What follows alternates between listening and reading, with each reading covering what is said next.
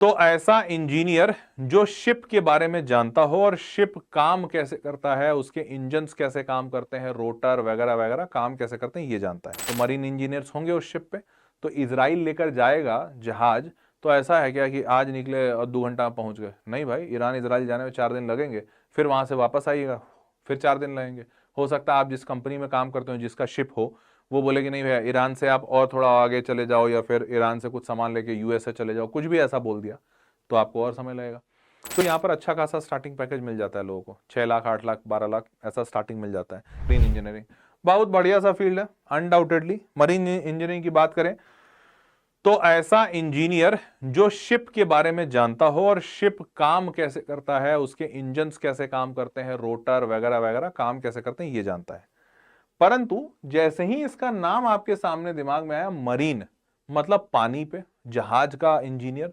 अब जहाज का इंजीनियर दिल्ली में तो काम नहीं करेगा, क्योंकि भाई अगर कोई जहाज वाला इंजीनियर है तो जहाज पे काम करेगा ना, मतलब जो शिप होगा शिप पे काम करेगा, वो दिल्ली में थोड़ी बैठा रहेगा।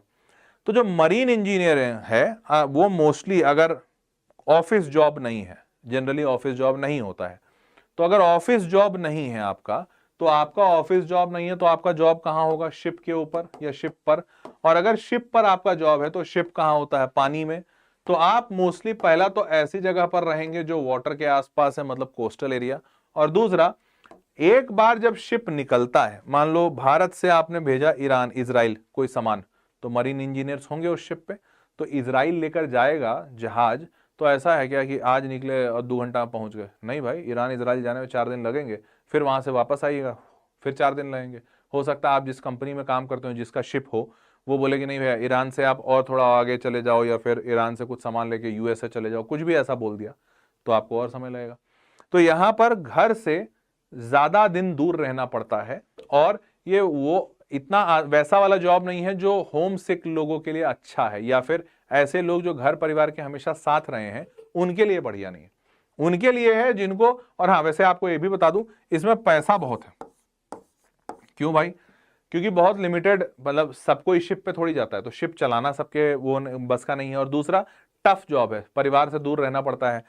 आप जब ज्यादा सामान भेजते हो तो शिप की कंपनियां पैसा भी बहुत कमाती हैं, तो आपको भी ज्यादा पैसा देती हैं। तो एक्चुअली में यहां पर पैसा बहुत है, आपको बहुत अच्छी सैलरी मिलेगी। स्टार्टिंग सैलरी ही कम से कम 10-12 लाख रुपए से शुरू हो जाती है। वो स्टार्टिंग सैलरी से फिर आप जैसे जैसे आगे बढ़ोगे और अच्छा पैकेज मिलता जाता है।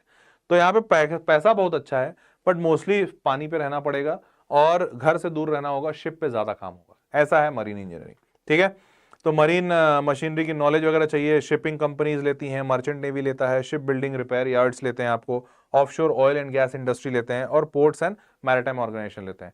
अब इसमें आप देखोगे शिप बिल्डिंग के जो ऑर्गेनाइजेशन हैं वो भी आपको लेते हैं, बट शिप बिल्डिंग वाले जो ऑर्गेनाइजेशन हैं वो जमीन पे काम करते हैं, परंतु वो भी कोस्टल एरियाज के ही होते हैं। इसमें आपको ज्यादा समुद्र पे नहीं जाना पड़ेगा। तो ये भी एक सेक्टर है, बट बहुत लिमिटेड है। शिप बिल्डिंग बहुत ज्यादा लोग करते नहीं है, भारत में भी बहुत कम है, सारी सरकारी कंपनी है, कोई प्राइवेट कंपनी शिप नहीं बनाती है। ठीक है, मतलब भारत में एटलीस्ट।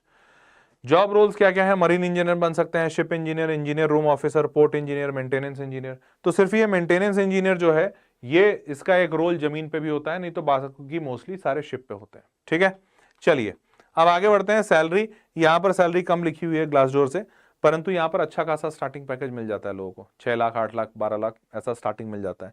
फिर आगे चलकर अच्छा खासा पेमेंट पैकेज होता है, और आप अगर शिप के कैप्टन बन जाते हैं तो 50-60 लाख रुपए पर एनम मिल जाता है। क्लियर?